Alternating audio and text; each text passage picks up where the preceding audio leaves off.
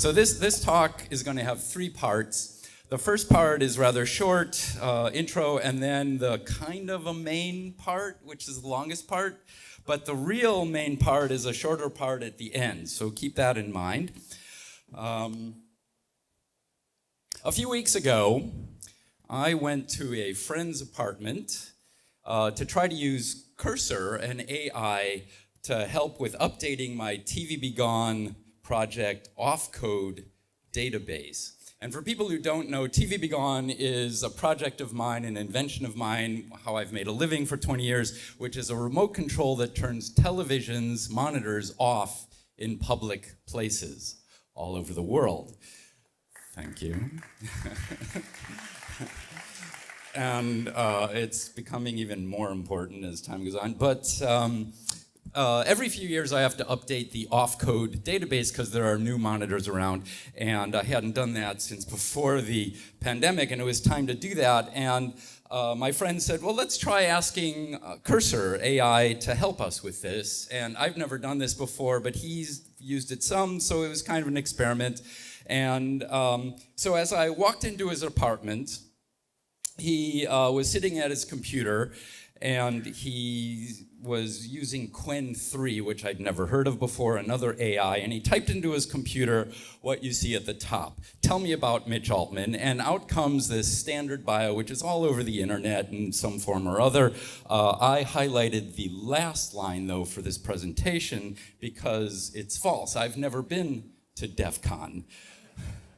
Legendary, yeah, whatever. So it's kind of complimentary, but I've never been to DEF CON. So I told my friend, I've never been to DEF CON. He said, yeah, I thought so. So he types into his computer that second line, Mitch Altman standing next to me, and he says he's never been to DEF CON, and out comes the most amazing answer from Qwen 3.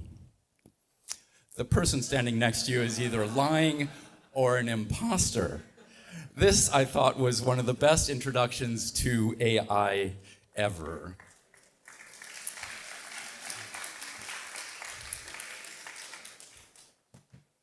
Well, when this event was being planned, Mario and Hong Fook contacted me and they said, you want to give a talk, a workshop, a panel, or whatever? And I said, sure, all 3, why not? So they said, well, there's going to be a bunch of stuff about AI, and of course I've thought, like all of us have thought about AI, but I have very little experience with it, let alone experience with it in helping me with open hardware. But I was like, well, okay, well, so what exactly should I talk about then? And then they sent me back this possible talk that I could give, which, as Mario mentioned, was clearly written by AI, which I did think was quite ironic. But let's play with this. So a few days ago, needing to write this talk, I gave that AI-written abstract about what I could possibly talk about to Qwen 3 and asked it to write the talk for me and see what happens. So we'll all get to see what that's like because I'm going to give that exact talk as Qwen 3 did it without any alterations whatsoever. It also suggested some graphics, which I went online and got, so I created the graphics, but let's see how this works. I didn't write this. Remember that, okay? I'm going to perform it, but I didn't write it. Good morning, FOSSASIA. We live in an age where AI can write poetry, diagnose disease, and even design chips. But behind every smart device, from your phone to your fridge, lies a black box. A proprietary firmware, a closed-source neural net, algorithms that you didn't choose, can't audit, and can't modify. This is the paradox. We have more computational power now than ever, yet less freedom. AI isn't just software anymore. It's embedded in hardware, in sensors, in edge devices. And if we don't act now, the next generation of innovation won't be built on open source. It'll be locked behind APIs and NDAs. Let's be clear. AI tools like LLMs, computer vision models, and generative systems are incredibly powerful, but they're also being weaponized as control mechanisms. Smart speakers listen to you, but only if you agree to their end-user license agreement. Robotics platforms use AI for navigations, but the weights are proprietary, and you can't retrain them without paying. Open hardware projects like Raspberry Pi and Arduino are now being paired with closed source AI models, so your open device runs closed intelligence. This isn't innovation, it's digital feudalism. We've traded the freedom to tinker for convenience. We let companies own our data, our models, and now increasingly our perception of reality. And the worst part is we're being sold this as progress. Just use our cloud API. Don't worry your pretty little head about the weights. That's not empowerment, it's dependency. So what to do? We fight back with open hardware. Think of AI not as a replacement for human agency, but as an amplifier. And like any tool, it must be under our control. Here's how. In 4 points. 4 points. 1, use OpenAI models on open hardware. Run Llama 3, Mistral, or Raspberry Pi 5 with a Coral TPU using Hugging Faces, transformers, and Onyx runtime to deploy models locally. Projects like LeRobot, OpenCat show that open source robotics can be powered by OpenAI. You don't need a cloud API to recognize your cat. You just need the right hardware and open weights. 2, demand open model weights. Support projects like Mistral, Llama 3, Stable Diffusion, not just the wrappers. Avoid companies that lock models behind paywalls and cloud-only access. AI freedom isn't about the algorithm, it's about who owns the weights.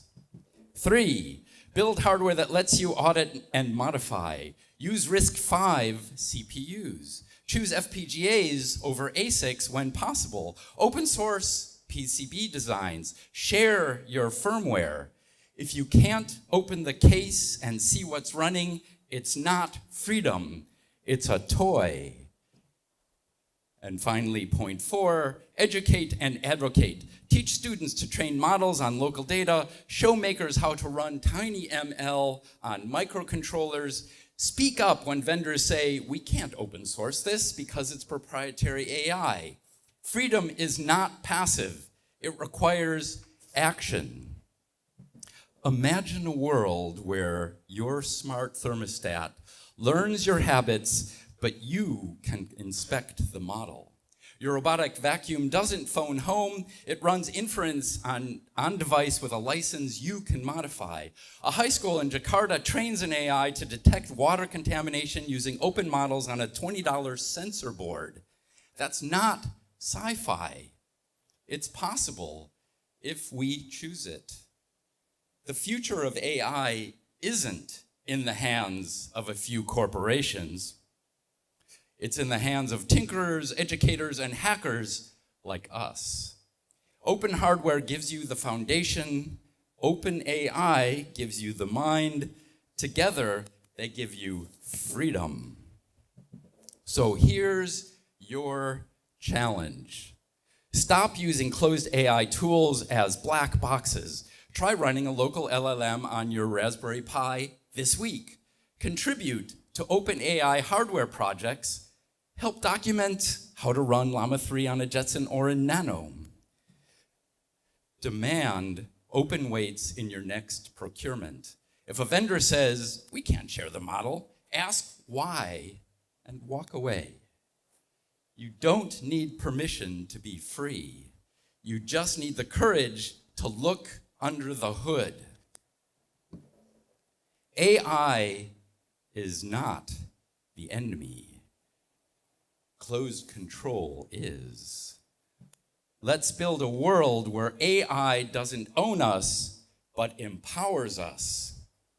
Where every device, every model, every line of code is open. Because true intelligence isn't about how smart the machine is. It's about how free we are. Thank you.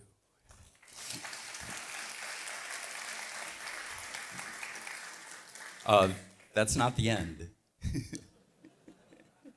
That's the end of the talk that Quen 3 wrote. Quen 3, who said that I'm an imposter, or a liar, or both. So I don't know, what do you think about that? Some of it's actually kind of good. Some of it's not bad. Some of it's really misguided, you know, like thumping up OpenAI, the company. And some of it just doesn't make a whole lot of sense without context and explanation, like all these names of projects and stuff. But it's a good starting point, I think, for a talk that could be good with a bunch of rewrite and editing. That's the thing with technology in general, and certainly with AI.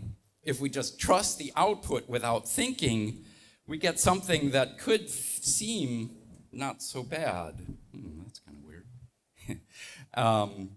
But we can't really, I think, trust the output without wondering the plausibility of it.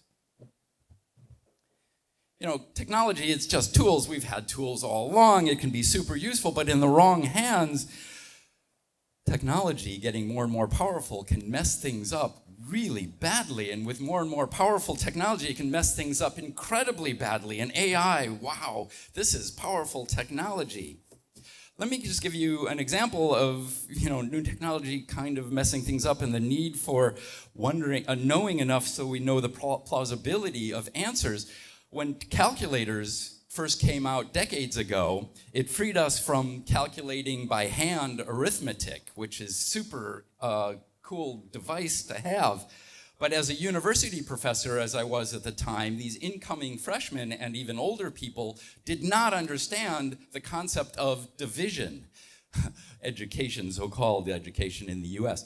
But they didn't understand division. They would just blindly punch in the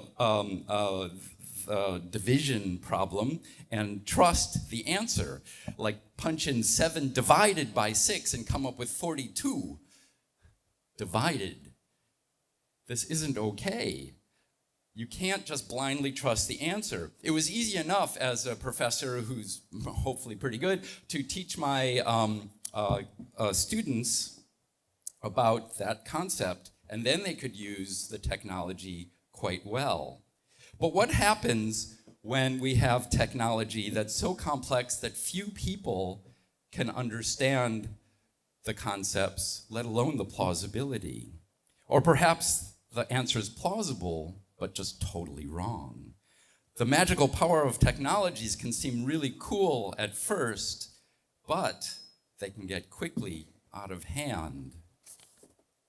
With TV Be Gone, we had some really good results. You know, the first answer, though, we just gave it, you know, here's TV Be Gone firmware, here's all the off codes in the world. Give me the ones I don't have and put it in a form that I want. It came up with an answer super fast, but it was wrong. It seemed really cool at first. It was like, wow, that was easy, but it took 3 more 8-hour sessions with debugging with Cursor to come up with the answers we wanted. And we did do that, and it was amazing time saving, and it was really fun too.